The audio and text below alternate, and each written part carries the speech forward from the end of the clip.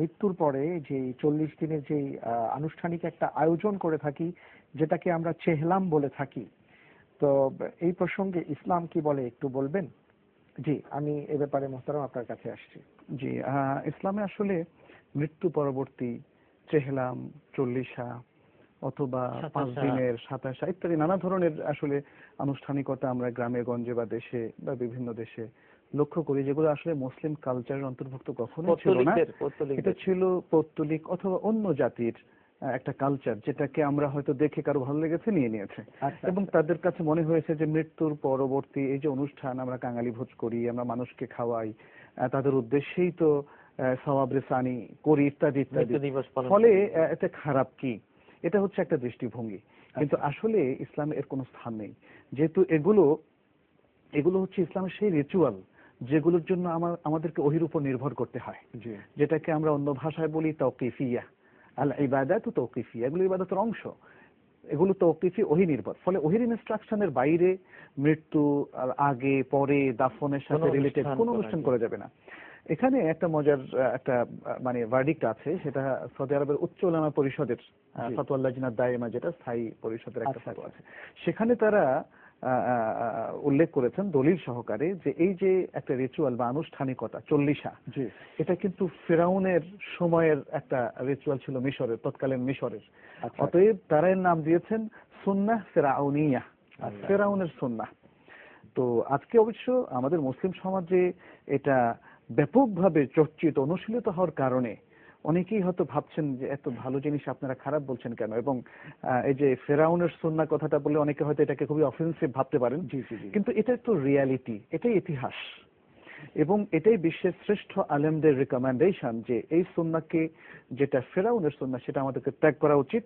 এবং তাহলে আমরা কি করব, এই প্রশ্নটা আসতে পারে, আমরা সে কাজগুলো করব মৃত্যু পরবর্তী, যেটা কোরআন এবং হাদিস আমাদেরকে রিকমেন্ড করেছে। অনেক ধন্যবাদ। এই ব্যাপারে আমি একটু মোহতারাম আপনার কাছে জানতে চাইবো যে আমাদের আপনজনদের ইন্তেকালে আমাদের করণীয় কি, এবং এই ব্যাপারে কোরআন সুন্নাহ কি বলে?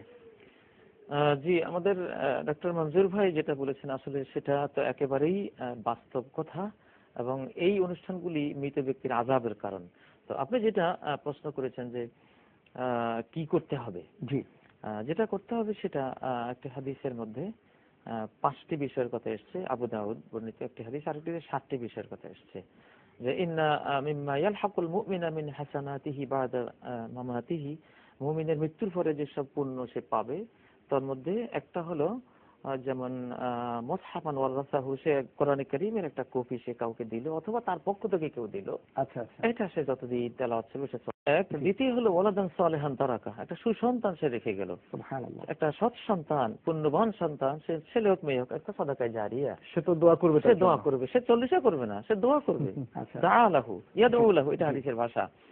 3 নম্বর হলো মসজিদান বানাহু, একটা মসজিদ সে বানাক বা তার পক্ষ থেকে কেউ বানিয়ে দেয় হালাল টাকা দিয়ে, সে সব পেতেই থাকবে যতদিন এটা থাকবে।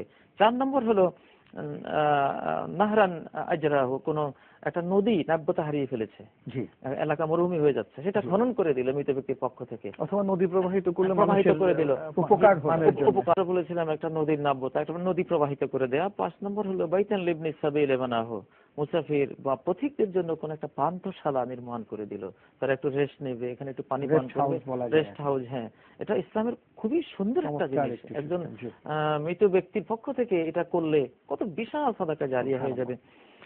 তারপরে এটা 5 নম্বর গেল। 6 নম্বর হলো বিরান হাফারাহা, একটা ডিপ টিউবওয়েল বলেন বা নলকূপ, এটা খনন করে দিল এটা।